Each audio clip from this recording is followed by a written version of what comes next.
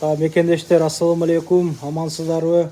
Өзүбүздүн кыргыздар мына МКаттын боюнда ушундай чакан ашкана иштетишип, чоң фирмаларга адал тамактарды жеткирип берүү менен алектенишет экен да. Ашы бар экен, гүляш бар экен, куурдак, казан кебап деп айтабызбы, мына түрдүү-түрдүүсүн кылып беришет экен. Мантысы мына Майрамбек агабыздын стажы 15 жыл экен. Бери карап коебуз. Номеріңізді қалтырып қойдым. Менюсында аябай көп нәрсе бар екен. И арзандаған екен да, туғандар, арзан екен.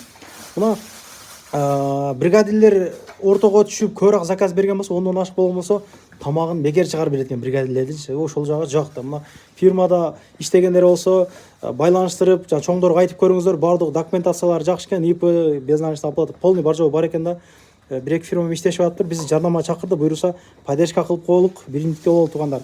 Адал тамак жейлик, дуабыз кабыл болсун. Тилеген ой максаттарга жетелик.